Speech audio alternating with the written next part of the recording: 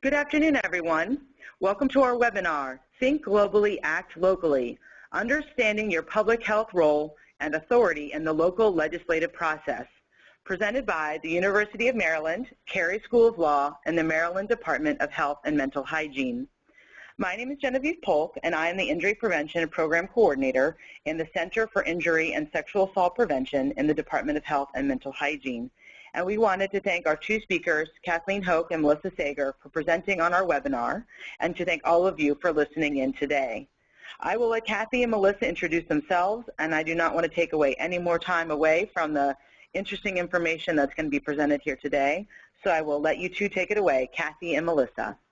Thank you, Genevieve. And thank you more broadly to also the Department of Health and Mental Hygiene for providing the support so that we can provide the technical assistance that we do to injury prevention professionals around the state.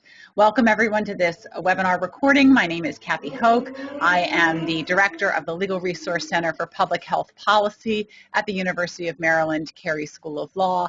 I will be joined later by my colleague Melissa Sager, who can introduce herself at that time. I just wanted to give you an overview of what the Legal Resource Center provides before we kick into the actual presentation.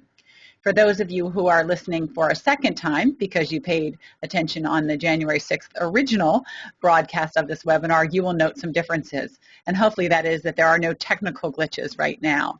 As you know, we experienced some technical problems on January 6th during the live version of the webinar. For that reason, we have decided to re-record the webinar and place this version of the webinar on the websites and make it available to anyone. So as a result of that, we're actually able to embed into our presentation some of the answers to questions that you asked during the webinar when we originally broadcast it. If you have any questions after today's webinar, you certainly can feel free and should feel free to contact me or Melissa. Our contact information will be on the final slide with those questions. We will make these slides available as well as answers to questions that are more global in nature to all attendees from the January 6th event.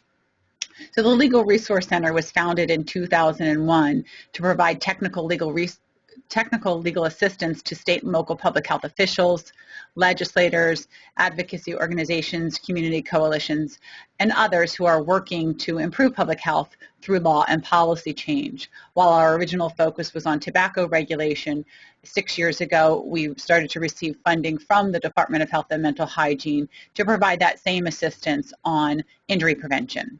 And so that brings us to today. We provide technical legal assistance to the state and local health officials and others, and it is free. So if you have questions about what is the status of a law on a particular issue, or what is going on in other states on a particular issue of injury prevention, we can help you with that.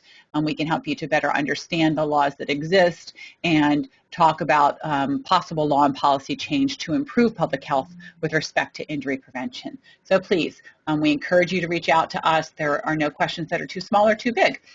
Sometimes the best thing we can do is connect you with someone else, but often we can provide the support that you're asking for. Today's webinar is going to include two components. The first is going to be covered by Melissa, who will be talking about how a bill becomes a law in the Maryland General Assembly. She will not be singing the How a Bill Becomes a Law from Schoolhouse Rock, but if anyone can put this to that tune, we'd appreciate that. Send that back to us and we'll send you a little reward.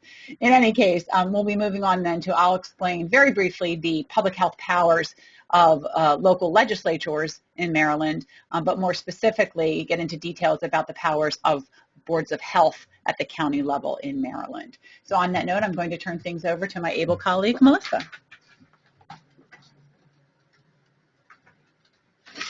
As Kathy said, I am Melissa Sager, and I am going to go over how a bill becomes a law in Annapolis.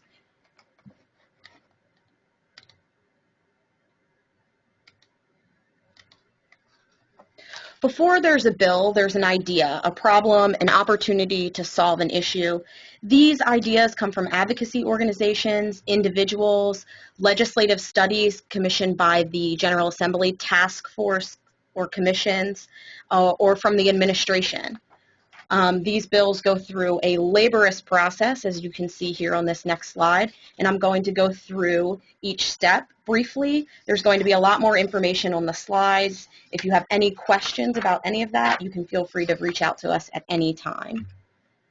A bill must have a sponsor, and that sponsor must be a legislator or it must be an administration bill. This means exactly what it sounds like.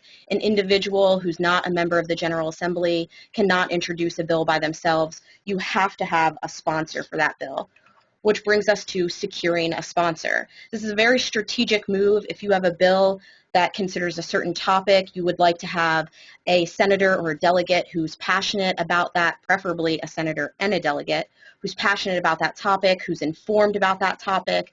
This individual who sponsors the bill will be responsible for holding its hand through the entire legislative process. So you want that person to be actively engaged in the process, and that's done through getting someone who's interested in that subject. And you also want someone who's on a committee where the bill will be heard. Again, this gives an opportunity for a sponsor to really hold hands with this bill through the entire process. They'll be able to give inside information about what's going on if they're on the committee, when things will come up, such as hearings and kind of questions that other members are asking. So it's very good if you can find a sponsor that's on a committee. Once you do find a sponsor, that bill goes to the Department of Legislative Services. They draft the actual bill. A good advocate will draft this bill as a reference for not only the sponsor, but also the Department of Legislative Services. The sponsor will then give that draft to the Department of Legislative Services. That draft can, if someone is drafting a bill, they would look at the drafting manual. There's a certain style that every bill must be in. And just to highlight, every bill must be a single subject. It cannot cross over into multiple subjects. That would have to be two separate bills. And then there's a short title, purpose, and functions clause. Again, this information can be found in the drafting manual. After a bill is drafted, then the next step is to find co-sponsors. Those co-sponsors, again, it's a strategic move. You want to have people who care about the bill, who are willing to talk to other legislators about what the bill does. Their name will be on that bill.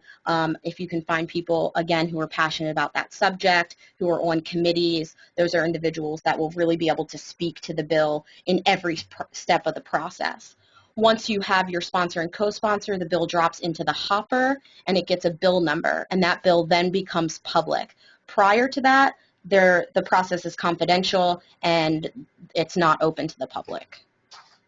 Once that's complete, it goes into its first reading, where it's read by the clerk of the House or the Secretary of the Senate. This is done on the House or Senate floor to the full body, and it is then assigned to a committee.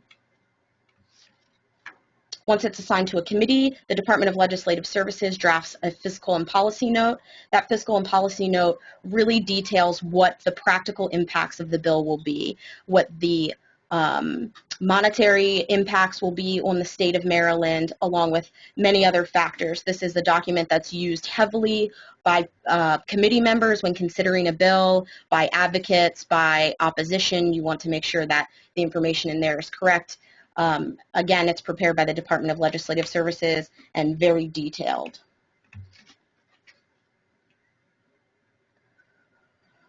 Once the bill is filed, it's time to start advocating. To committee members should be your first stop. These committee members are the first people to take a look at this bill. They're asking the first questions. They're the first point of contact.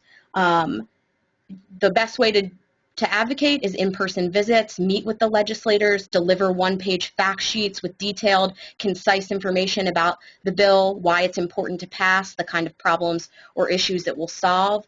You want to identify constituents to take along with you. These constituents are, people in the legislator's district, people that they're responsible to. It's great to have as many constituents as you can because, again, those are the people that specific legislator are responsible to.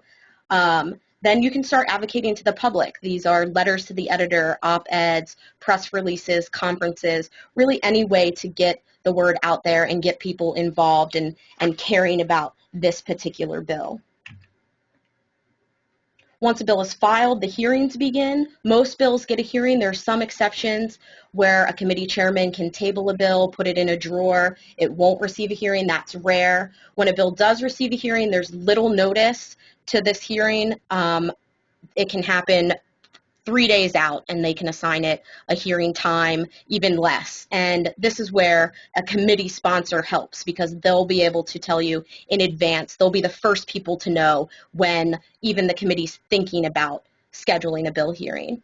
When a bill hearing comes up, you want to prepare for that. You want to review previous bill files, see who testified in previous years if that legislation was introduced, what type of opposition you can expect. You want to meet with the sponsor to hear what their position is and exactly what they're going to say, maybe coach them on, the important aspects of the bill. They're dealing with many bills likely, and so you want to refresh them, meet with them as close to the hearing as possible, and you want to line up panel members. So if you have a panel to speak, you want to line up those people and figure out who can speak to what aspects of the bill, who will field what questions if asked during the hearings, that type of thing.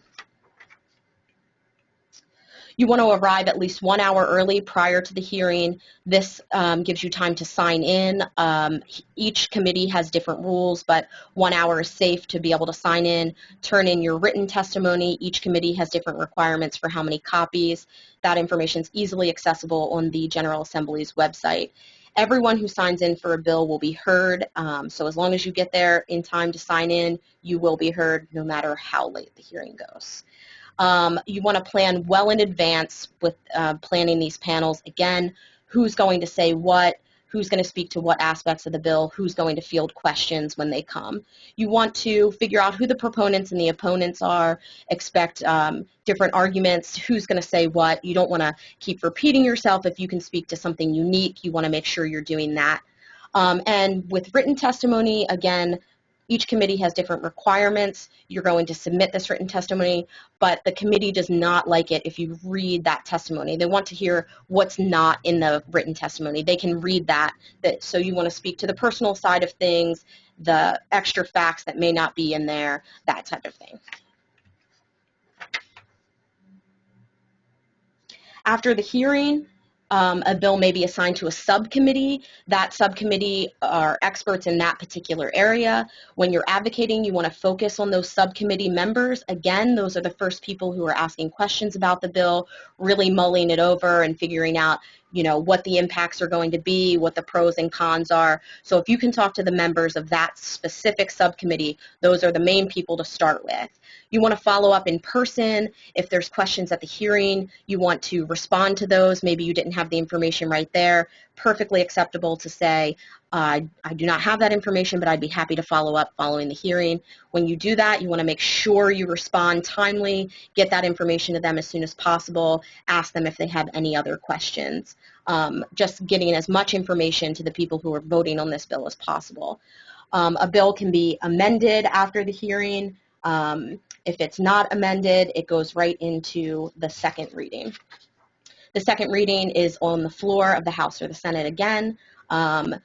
Again, you want to contact members of the House or the Senate where the bill is being in its second reading.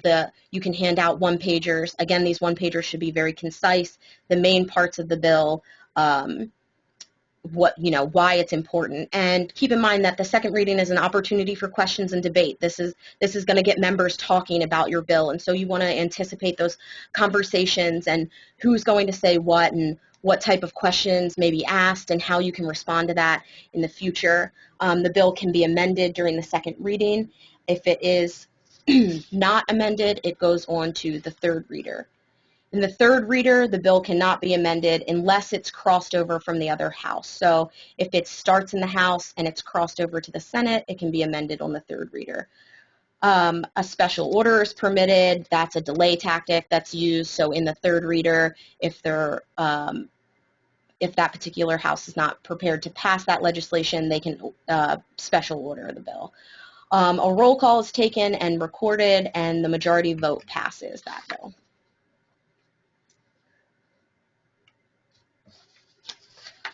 What if a second house amends on crossover? So if the bill is passes on the third reading and it goes over to the other house, then it is amended. If that occurs, then it has to go back and be passed again in the House of Origin.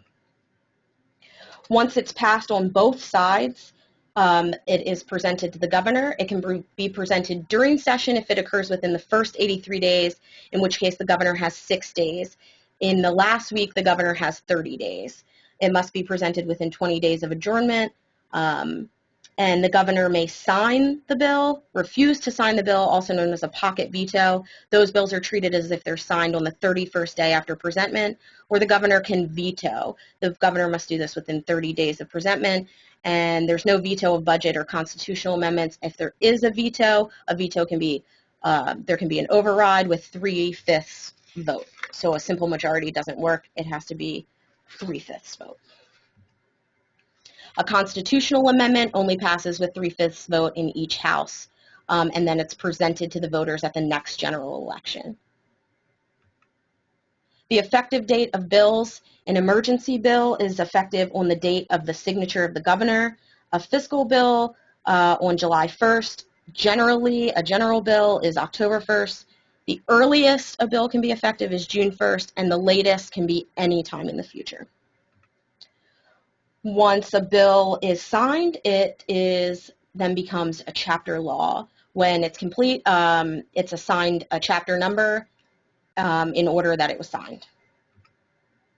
The General Assembly website is actually very informative and easy to navigate. There's tabs for each thing.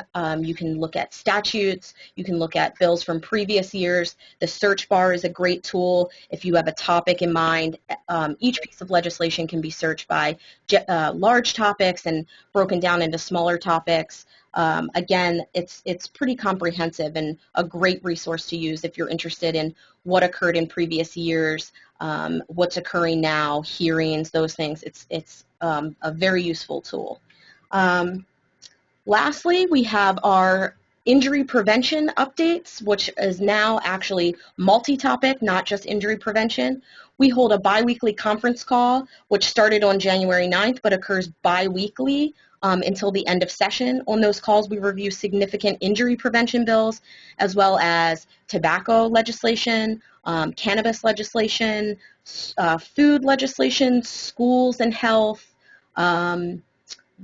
laws that would affect the Health General Code, and honestly, any kind of public health legislation. We have students in our public health law clinic here at the university who are tracking each public health piece of legislation, and they are putting those together in a tracking document where they have detailed information about hearings, and then they do summaries of those hearings. So if you're interested in any kind of public health legislation, this is a great resource to have, where we're actually doing all the tracking and following each piece of legislation, and we deliver those tracking documents weekly via email in PDF form, and those, again, are just charts with every detail of the bill, including summaries if there's a hearing. If you're interested in that, you can see my email address here. Please feel free to email me anytime. I will add you to the listserv and can provide any information if you have any questions about that. And with that, I'm going to turn the table back over to Kathy, who is going to go over the powers of the county legislatures. Thank you, Melissa. Always interesting to hear someone talk about the work that I do, and sometimes the things I might forget about during the legislative process. And thank you also for cluing folks into our injury prevention updates, our biweekly conference calls. They, you might not realize, but they're a lot of fun. So we hope you'll join us. So I'm going to talk very briefly again about county legislative power and then Board of Health power. So let's get into the 4 forms of county government in Maryland. There are charter home rule counties, there are code home rule counties, there are commissioner counties, and when I say that, I mean non-home rule. There are code home rule counties that use boards of county commissioners, but the commissioner system is the no home rule power. And then there's Baltimore City, which, while treated in many instances like a charter home rule county and has virtually the same powers, the structure is a little bit different and relevant here when we get to the Board of Health powers. So the health powers for legislators in commissioner counties is set forth in the local government article, section 13-401C. And you can see here it is still rather broad to prevent and remove nuisances and to prevent the introduction of contagious disease into the county. I think those of us working in public health can construe both of these provisions, number 1 and number 2, very broadly to define the police powers or the health powers of legislators in commissioner counties. So it is rather interesting that in these counties that lack broad authority generally legislatively may have more power in public health and in other areas. And you can see here then the list of the counties that fall into this category as commissioner counties. The health powers in charter counties, again, they are also listed at the bottom, is that a county council may pass any ordinance, resolution, or bylaw not inconsistent with state law, meaning state law can preempt, that may aid in maintaining the peace, good government, health, and welfare of the county. This has generally been construed very broadly to provide police powers to, again, police powers meaning public health powers to charter counties. This power is plenary. It is one of the broadest types of powers that exist with a legislative grant of power. And again, as you can see, the charter counties are listed below.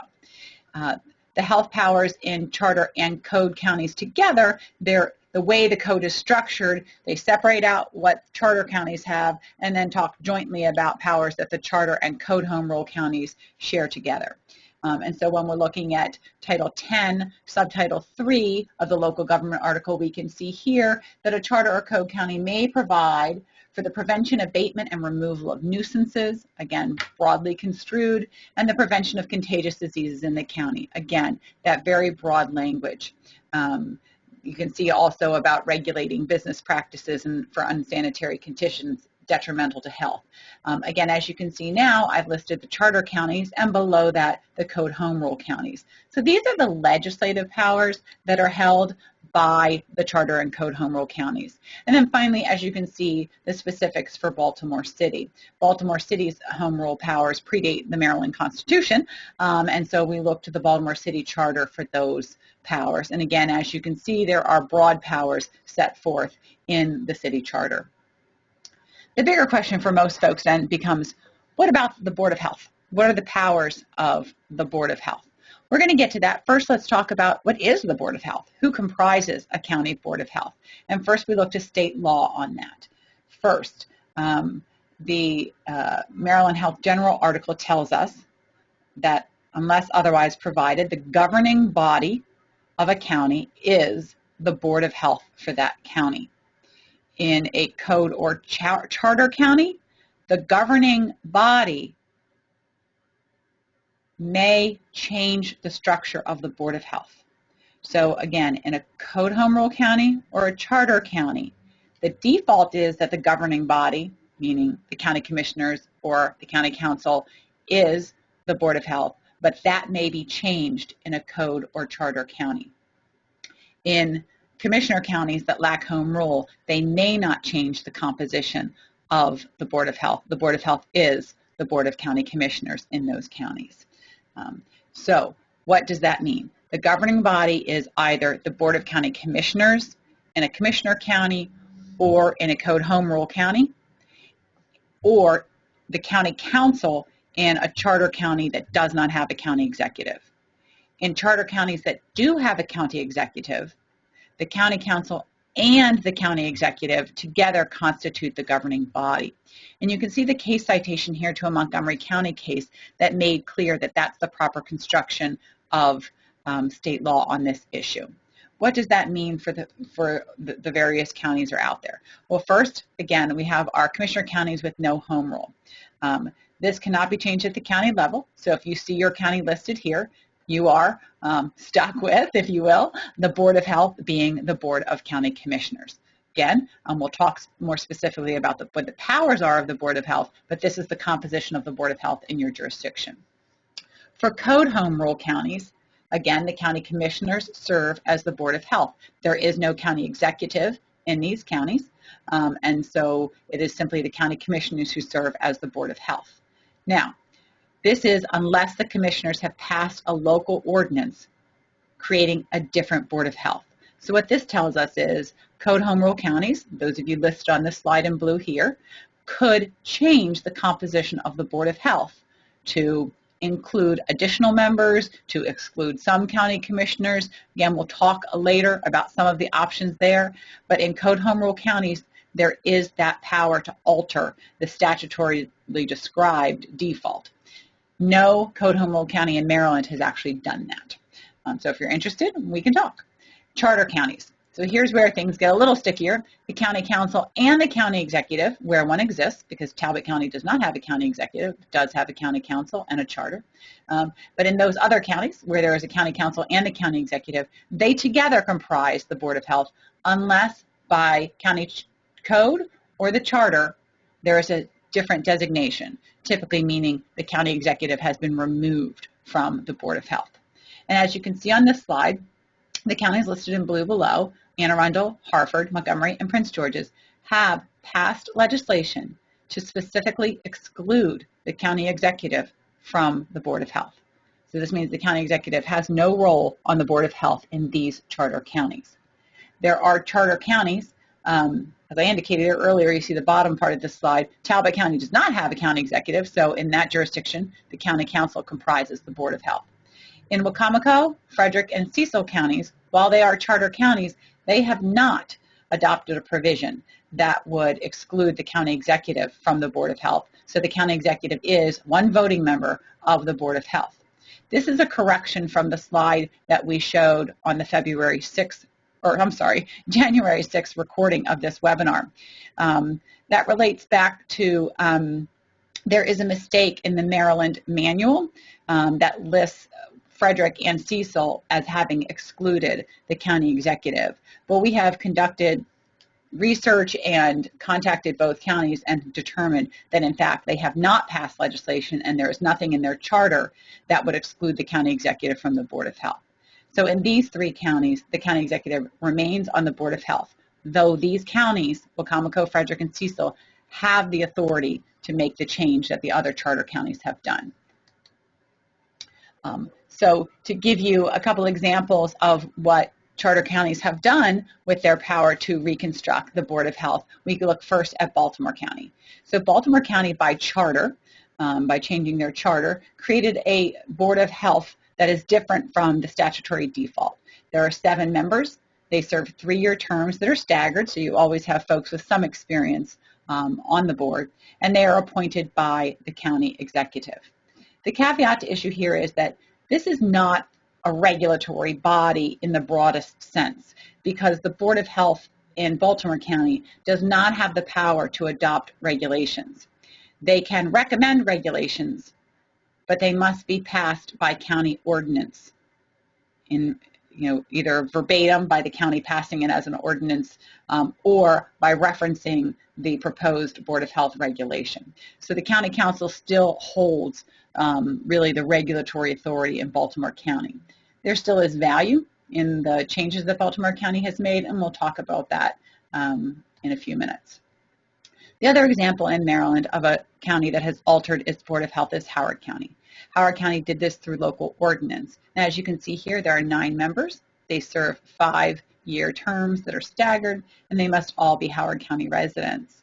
You can see also Howard County has spelled out who may serve on this board.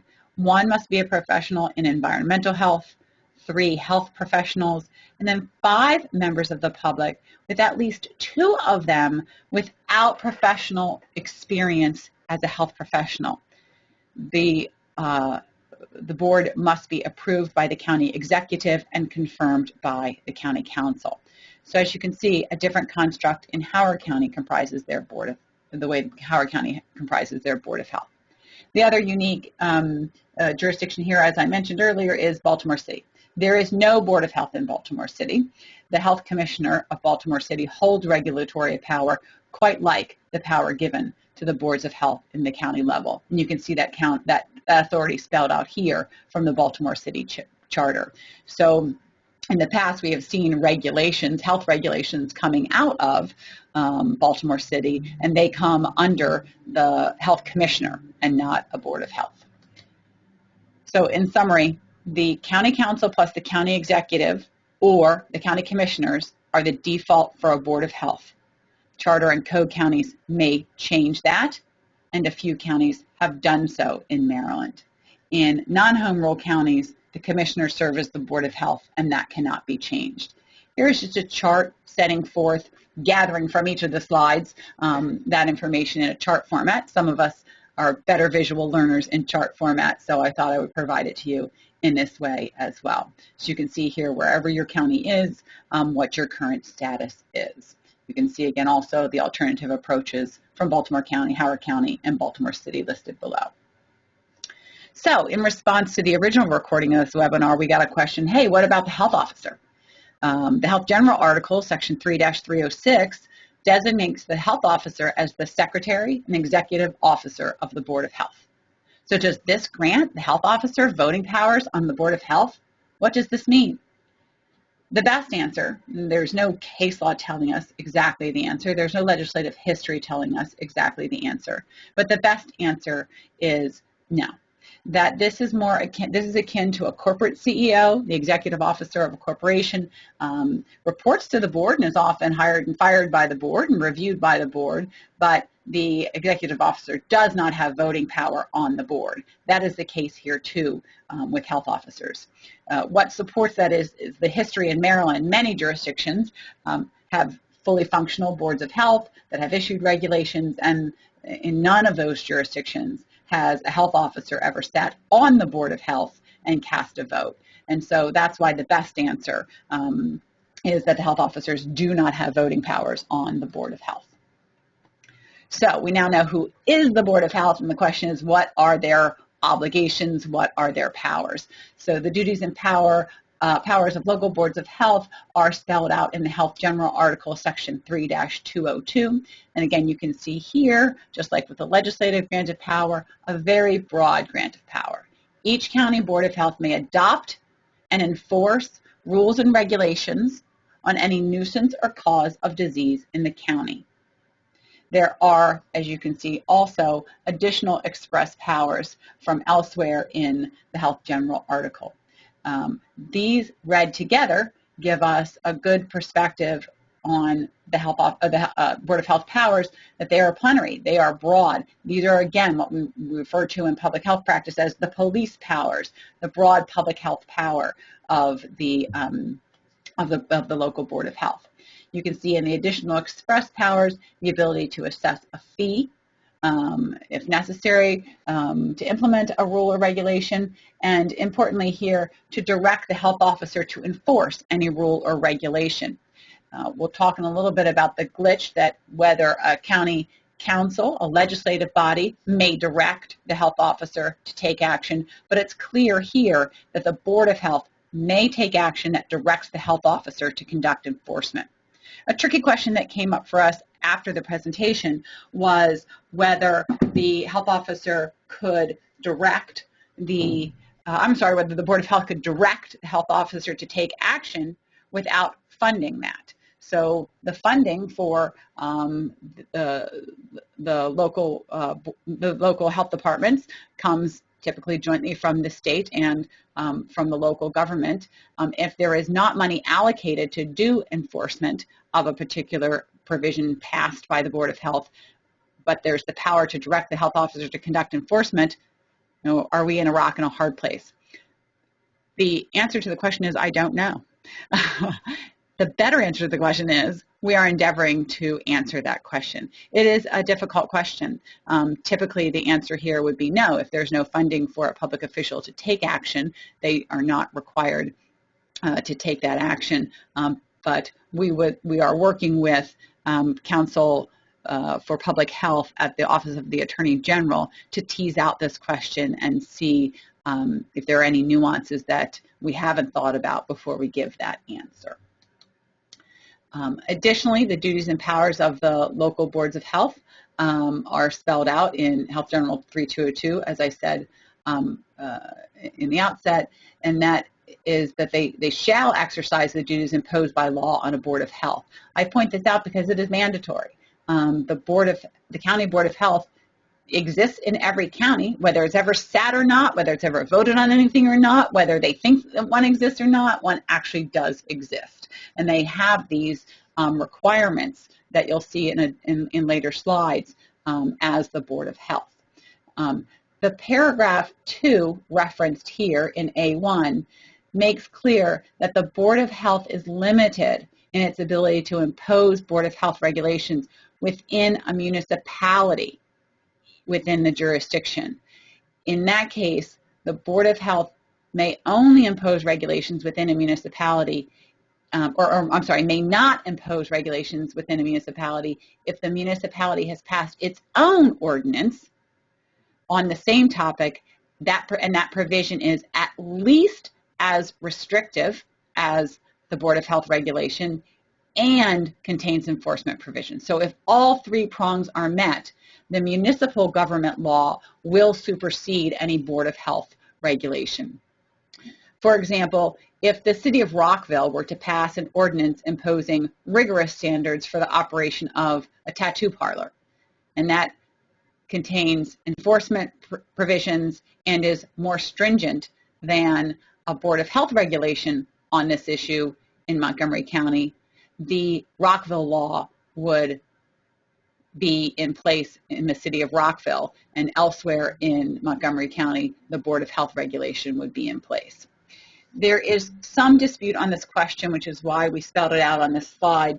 There are some counties currently working on Board of Health regulations, and there may be a difference of opinion among council at the local level, council at the Attorney General's office, council at the Legal Resource Center. And so again, we're working through that unanswered legal question, but I think the best answer here is that the default is that Rockville would just simply be excluded by operation of law here if they had a more rigorous and enforced provision. What are the additional duties? Well, this is where the shall that I mentioned on the previous slide comes into play. So boards of health must meet twice annually, coordinate with the Department of Health and Mental Hygiene, and issue a report to the department whenever the board considers it necessary to do so. So we know now, in follow-up to our original presentation, that there are counties who believe that their boards of health have not met ever or have not met in years. And that may be running afoul of Section 3-202 of the Health General Article. If you're in that situation and you'd like to talk with us about how to bring your board into compliance, please do feel free to reach out to us.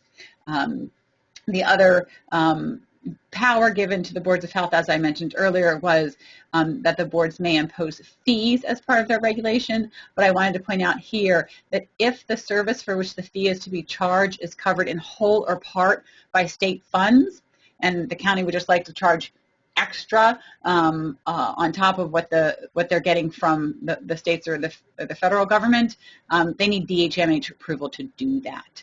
And it's a process that would run through the county executive's office or between the Board of Health and the Secretary of DHMH. The duties and powers of local boards of health can also be spelled out in local law. So for example, in Montgomery County, they have, through code, defined the powers of the Board of Health there, and they do have the power in that charter county to do so. And you can see in blue the language here that defines the scope of powers for the Board of Health in Montgomery County. So, and there are other examples from other counties. If you're wondering whether your county has its own provision, just give us a buzz or shoot us an email and we will let you know whether there are any specific provisions for your county. Now, Howard County, as I mentioned earlier, is that one county that has a different setup for its Board of Health, but unlike Baltimore County, where I indicated the Board of Health lacked regulatory power, in Howard County, the board actually has powers. It is given the powers that are provided to all boards of health by Section 3-202 of the Health General Article, and then there are other provisions spelled out in the county code. They have general responsibility for the health and sanitary interests of the people in Baltimore County. They may investigate and study causes of disease, nuisances, etc. They have the power to administer oath and issue subpoenas and apply for injunctive relief. This means they can call people before them to testify. They can try to seek documents that might be relevant to an inquiry about a potential disease outbreak or an epidemic or a nuisance. The ability to apply for injunctive relief means the Board of Health itself may go into court and request that the court issue an order to, for example, on a piece of property where someone is creating a nuisance, to issue injunctive relief to stop that nuisance. They may advise the county executive and county council on health matters. This is the educational component of the Howard County Board of Health. They also act as the appeals board for decisions of the health officer regarding enforcement of the county health code. So the health officer in Howard County conducts enforcement of various provisions in the county code in the health section. And if an individual wants to appeal a decision of the health officer in conducting that enforcement, that appeal is heard by the Board of Health. Again, an important reason for them to have the subpoena power and to swear witnesses in. And then finally, at the direction of the county executive or resolution of the county council, the Board of Health shall review and make recommendations on any matter related to public health. And this is how the county executive and the county council still play a bit of a role with the Board of Health, because they can compel the board to undertake a particular review of a particular issue. And then the board is compelled to present that information to the county executive and the county council. So, understanding now who comprises the Board of Health, what their powers and duties are, let's look just briefly at some of the ways counties in Maryland have used this power. And you can see on this slide, there are any number of areas in which local boards of health have taken action, imposed regulations that they are responsible for enforcing, typically delegating that enforcement or directing that enforcement to the health officer for the county. So you can see something, a trans fat ban, bicycle helmets, swimming pool fences, mobile homes and trailer parks, lead abatement, lead in children's jewelry. So any number of issues that have been addressed at the Board of Health level. And I know many of you are sitting there thinking, what? I didn't even know this was possible, let alone in all these different areas. That's why we're doing this webinar. We want you to fully understand the Board of Health powers in your county as well, in case that would be a more suitable place for you to seek regulation in public health. So, but why would you? Why do you want to use the Board of Health? First, the kind of history of boards of health tell us that it might be important if it's to avoid the veto power of an oppositional county executive. So in those jurisdictions where there is no county executive, this isn't terribly relevant, but for those that have the county executive, unless excluded from the Board of Health, he still has a role, but only one vote. But in any case, has the power to veto county council provisions, but not a Board of Health regulation. So again, let me make that more clear. The county executive may veto legislation passed by the legislative body, the Board of County Commissioners or the county council. But the county executive may not veto Board of Health regulations. And so that's one reason to use the Board of Health if legislation is passed and vetoed by the county executive. That did happen in Montgomery County. That led to the Clean Indoor Air Law in Montgomery County being ultimately passed as a Board of Health regulation because the then county executive had vetoed the county ordinance. So the county council resumed its work as the Board of Health and passed as a Board of Health regulation. It was actually struck down on different grounds after that, but it was not it was veto-proof at that point. It may provide broader policy power to commissioner counties. Commissioner counties have constrained legislative power, or at least that, and that has been kind of historically how commissioner counties have seen their authority unfold.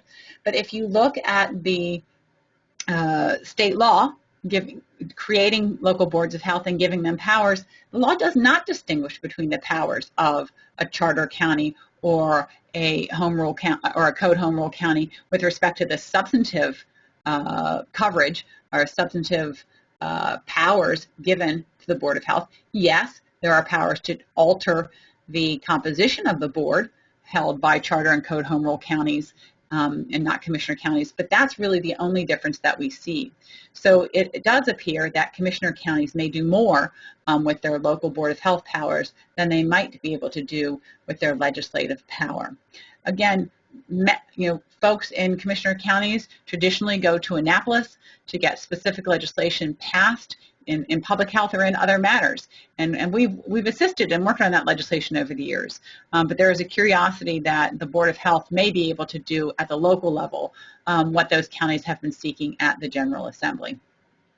It's also clear, as I mentioned earlier, that a Board of Health may direct the health officer to conduct enforcement.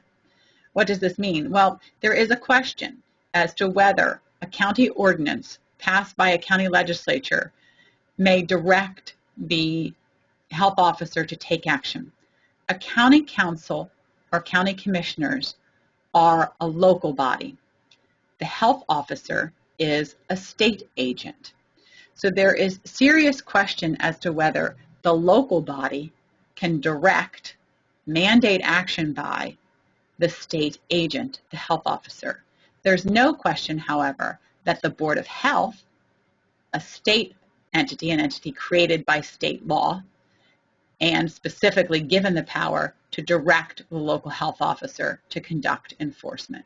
And so if that's a concern in your jurisdiction, that may be a reason to have a Board of Health regulation rather than an ordinance. There are ways to get an ordinance passed that directs the local health officer to take action.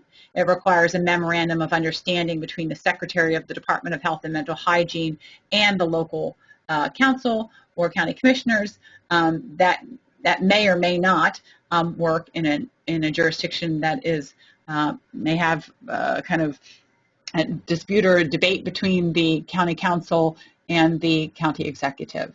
So it's clear that the Board of Health may do that. It really also emphasizes the public health basis for a particular action. While there may be public health regulation that looks like economic regulation or the like, if you really know that the basis for it is public health, when passed as a Board of Health regulation, it communicates to the community that this is the reason we're doing this, what might seem like economic regulation or something similar to a zoning power or the like, but it's to protect the public health. And so operating as the Board of Health sends that message strongly and clearly. And finally, it's possible that a local Board of Health may be able to put in place more quickly a regulation than it takes for an ordinance to be passed at the county level. Then some of the advantages of a community-based Board of Health. So the previous slide was talking about why to use the Board of Health. This is why to consider a different model of Board of Health than the default that most counties are using, and really talking about a community-based Board of Health like that in Howard County or that in Montgomery County. First, you gain the expertise of health professionals if you include them on the Board of Health. And that is an advantage because legislatures may or may not have anyone with health experience on the county council or on the Board of Commissioners. And so having health professionals on the Board of Health allows you to have deeper understanding, that those who are imposing the regulation have deeper understanding of the particular issues involved. It may avoid the polarizing politics between local legislature and executive. We have examples around the state of differences either in party or perspective between the local legislature and the county executive, and using the Board of Health avoids getting dragged down into that milieu. It also, a consistent theme in public health practice, particularly ethical public health practice, is to gain acceptance of a policy, community buy-in on a policy or a regulation. They should feel involved in the process. And so having community members as part of the Board of Health should increase compliance with health regulation. And finally, boards of health may be more nimble and quick in responding to public health needs when they are not the county council, but rather a separate entity that has its only responsibility as being mindful of the health conditions within the local jurisdiction. So some of the models, some of the options that are available to jurisdictions out there, there is, of course, the Howard County model. Its full power is given to the board on which no elected official sits. That is a difficult pill to swallow for many local legislatures because it is them giving up some of their power. So, this may be a bigger step for jurisdictions that currently don't have any modification to their Board of Health from the statutory default. There is what we call the hybrid model, where elected officials serve alongside health professionals and community members. It gives you some of the advantages that we talked about of a community-based Board of Health, but it doesn't take away all of the powers of the elected officials who serve on the county level. So this might be a little more politically palatable. There's what we also call the agency-like regulatory model, and this is where the Board of Health is created, and potentially with community members and healthcare professionals and the like, and they are not given broad grant of regulatory power, but rather discrete grants of regulatory power. So, for example, if the county council or county commissioners were desirous of giving the Board of Health power on the regulation of massage parlors, they would give that specific grant of power, and then the Board of Health would have the power to promulgate regulations in that area. So that's more like how, for example, the Maryland legislature gives powers to the Department of Health and Mental Hygiene on specific issues. The department does have some of its broad powers, but they all come from the General Assembly. And then finally, there is the advisory model similar to Baltimore County, where the community-based board does not have regulatory power, but does advise the legislature and has, a bully pulpit, if you will, and a formalized process for members of the community and health professionals to engage the county on policy change necessary for public health. So those are just a couple of the models that are available. We did on our previous webinar, when we first did the live webinar, get a question about what's going on around the country. Are there other models? Who has these models? And we are currently gathering some of that information, and we'll be providing it out to everyone who is on the live webinar, as well as posting it on our website. So this is just a summary chart. Why Board of Health regulation versus a county ordinance. You can see, does the law apply in municipalities? For a Board of Health, the answer is yes. For county legislation passed as the county council, the answer is maybe not. Municipalities may opt out of local legislation. May the county executive veto? No, when it comes to Board of Health regulations. Yes, when it comes to county ordinances. May the health officer be directed to conduct enforcement? Yes, when it comes to Board of Health. Not really sure when it comes to the county legislative body. And finally, both do generally have the authority to establish fees in connection with the law. It's just very clearly spelled out for the Board of Health. Other questions that have come to us, and so this is an addition from the January 6th presentation, asked, okay, well, what if we wanted to adopt Board of Health regulations? How would we do that? So the first step might be getting your Board of Health to adopt its own procedures for the promulgation of regulations. They would have to comply with the Maryland Administrative Procedures Act and the Open Meetings Act, and the best way to do that might be to employ the same procedures used by your Board of County Commissioners or your county council. They probably, the public notice, the hearings, et may be the best to follow. They will probably meet any legal requirements that you have to have procedures that meet with due process. There are also procedures for commissioner counties that lack home rule for how they can and should consider legislation, the procedures that they're required to follow. That's spelled out in Section 9-105 of the local government article. If anyone needs access to that, please contact us. But they may also serve as an example of how, what the procedures might be for the adoption of a Board of Health regulation. if anyone is interested in working on a set of procedures for your local Board of Health, please do reach out to the Legal Resource Center. That is exactly the type of request that we could hopefully provide technical legal assistance in collaboration with your local county attorney.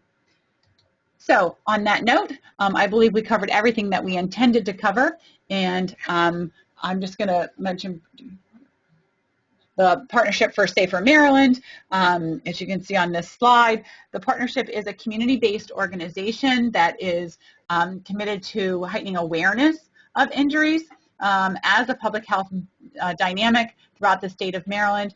The professionals who serve on the Partnership for a Safer Maryland board and the membership is very broad. Folks who are working to prevent intentional injury, unintentional injury, folks who are mostly interested in motor vehicle safety to folks who are mostly interested in child protection or opioid overdose prevention. And so it's a broad and kind of vigorous group of folks. I served on the board for a period of time, have been a member for a long time, and a new member now to the advisory board. And it is really a rewarding process. Membership to the partnership is free. And you won't get bugged with 1,000 emails, I can promise you that. It's always our, concern, right, when someone says something's free, but does that mean I can't open my inbox anymore? But you will. You will receive opportunities for membership trainings.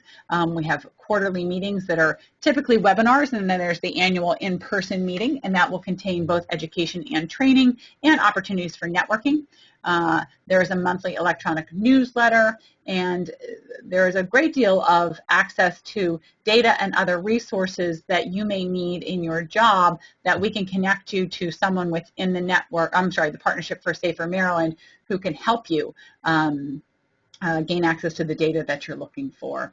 So if you're interested in joining the partnership, you can see the link is here on this page. If anyone has any further questions about the partnership, I am happy to answer those questions. And I do encourage you to join, even if you only pop in on 1 or 2 quarterly calls or glance through the monthly electronic newsletter. That'll allow you to keep your pulse on what's going on in the injury prevention community throughout the state.